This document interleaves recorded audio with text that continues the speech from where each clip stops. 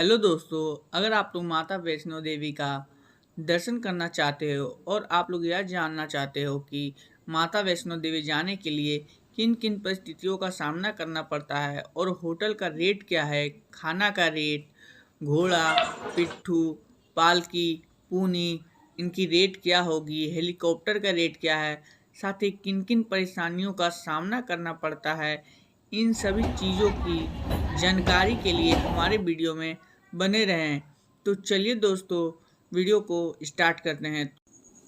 तो दोस्तों, आप जम्मू से कटरा जाने के लिए बस का उपयोग कर सकते हैं। दोस्तों, बस आपको 2 से 2.5 घंटा में कटरा पहुंचा देता है और बस का किराया आपको लोकल भाड़ा लगेगा 120 रुपया, और अगर आप एसी से जाना चाहते हैं तो उसका 150 रुपया भाड़ा है। दोस्तों, आपको बस कटरा से 2 किलोमीटर पीछे उतार देगा, जहां से आपको ऑटो से कटरा जाना पड़ता है। ऑटो का किराया आपको वहां से 150 रुपया लगेगा। साथ ही जान लेते हैं ट्रेन के बारे में। दोस्तों, जम्मू से कटरा जाने के लिए ट्रेन का किराया 45 रुपया है। तो दोस्तों, अब हम बात करते हैं कटरा में होटल का प्राइस क्या है। तो नंबर 1 पे आते हैं होटल नारायण। ये कटरा बस स्टैंड के पास में ही है। इसका 1 नाइट का किराया 700 से 800 रुपया है। नंबर 2 पे बात करें तो विद्या गेस्ट हाउस है। ये भी बस स्टैंड के पास में ही है, जिसका किराया 500 से 600 रुपया है पर नाइट की। अब तीसरे नंबर पर बात करते हैं तो होटल राम पैलेस। ये भी कटरा बस स्टैंड के पास में ही है। इसका किराया 1100 से 1200 रुपया है पर नाइट की। चौथे नंबर पे है होटल कतरा रेसिडेंसी। ये भी बस स्टैंड के पास में ही है। इसका किराया 800 से 900 है पर नाइट की। दोस्तों, अब हम बात करते हैं 5वें नंबर की। तो 5वें नंबर में जो होटल है, होटल ईशान। इसका किराया है आपको 650 रुपये से लेके 750 रुपये तक पर नाइट की। अब हम बात करते हैं 6वें नंबर पे। तो 6वें नंबर पे है होटल श्री शक्ति। ये भी कटरा बस स्टैंड के पास में ही है। इसका किराया 750 से 850 रुपया है पर नाइट। 7वें नंबर पे बात करें तो होटल माँ है, जो कि कटरा बस स्टैंड के पास में ही है। इसका किराया 850 रुपये से लेके 950 रुपये तक की है पर नाइट की। अब दोस्तों, हम बात करते हैं 8वें नंबर पे। 8वें नंबर पे होटल शाम पैलेस है। ये भी कटरा बस स्टैंड के पास में ही है। इसका किराया आपको पर नाइट का 850 से लेकर 950 रुपया तक है।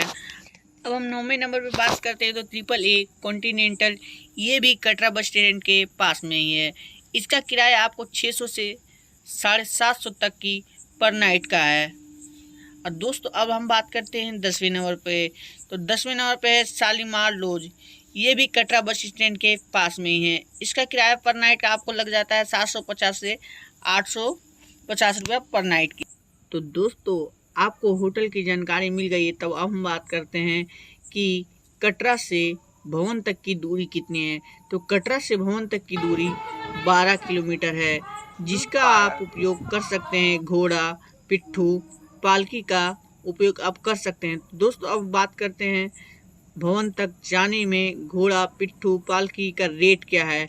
दोस्तों, हम सबसे पहले बात करते हैं घोड़े का रेट। तो दोस्तों, भवन तक जाने में घोड़े का किराया 1350 रुपया है और पिट्ठू का किराया 650 रुपया है और पालकी का किराया 3500 रुपया है।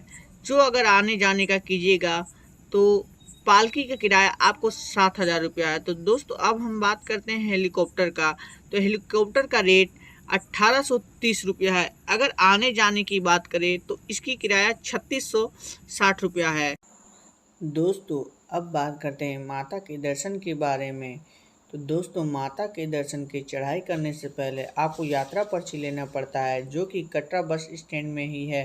भवन तक जाने के लिए यात्रा पर्ची अति आवश्यक है। अगर आपके पास यात्रा पर्ची नहीं होगी तो आप भवन तक की चढ़ाई नहीं कर सकते। यात्रा पर्ची लेने के लिए आपके पास आपका आधार कार्ड होना अति आवश्यक है। अतः आपकी यात्रा पर्ची बाणगंगा चेक पॉइंट में चेक होती है। Banganga check point Katra bus stand से 1 किलोमीटर दूर है।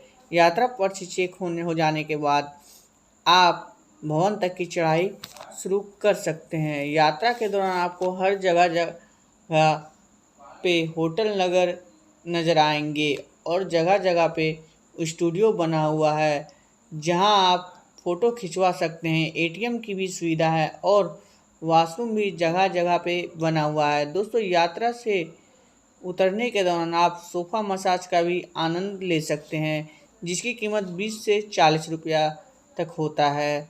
दोस्तों, अब बात करते हैं गीता मंदिर स्नान घाट के बारे में। यात्रा शुरू करने से पहले माता रानी के भक्त यहाँ पे स्नान करते हैं और ये पानी काफ़ी पवित्र माना जाता है। यहाँ पे चेंजिंग रूम की सुविधा है। यहाँ पर स्नान करने के बाद आप आगे की यात्रा शुरुआत कर सकते हैं। रास्ते में अर्धकुमारी तक जाने में ऐसे बहुत सारे शॉर्टकट सीढ़ियाँ मिलेगी जिन सीढ़ियों का प्रयोग करके आप अर्धकुमारी तक जा सकते हैं, लेकिन ये वाला रास्ता आपको काफ़ी थका देने वाला रास्ता होता है, इसलिए इन सीढ़ियों का उपयोग ना ही करें जिससे आपको परेशानी हो सकती है। और जिनको हार्ट का प्रॉब्लम है या उम्र ज़्यादा है उनको इन सीढ़ियों का प्रयोग नहीं करना चाहिए।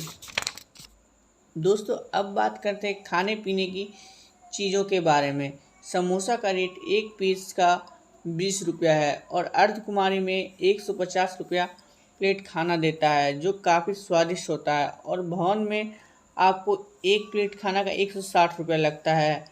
अतः वहाँ पे बहुत सी सस्ती चीज़ें भी खाने को मिलता है जिनका रेट 20, 30, 40 से ज़्यादा भी होता है। माता के दर्शन करने समय आप कुछ भी अंदर नहीं ले जा सकते, फ़ोन भी नहीं।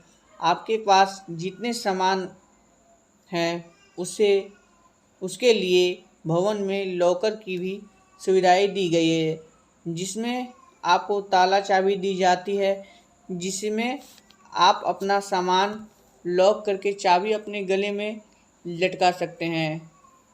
रात के समय भवन में बहुत ठंड होती है। ठंड से बचने के लिए वहाँ पे चादर की भी सुविधा दी गई है। चादर लेने के लिए आपको आपका आधार कार्ड रखना ज़रूरी है। चादर लेने के लिए आपको 100 रुपया लगता है, लेकिन वो पैसा आपको वापस भी कर दी जाती है। जब आप सुबह में जाकर चादर वापस करेंगे तो आपको उसी वक्त 100 रुपया वापस कर दिया जाता है। भवन से भैरव भैया की दूरी 2 किलोमीटर है।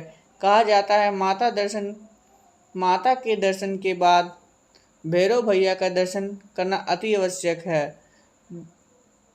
बिना भैरव भैया के दर्शन किए बिना अगर आप जाते हो तो आपकी इच्छा पूरी नहीं होती है, इसलिए भैरव भैया का दर्शन करना अति आवश्यक है। भवन से भैरव भैया तक जाने के लिए लिफ्ट का भी सुविधा दी जाती है जिसका किराया 100 रुपया है। तो आज के लिए बस इतना ही। उम्मीद है आपको वीडियो पसंद आई होगी।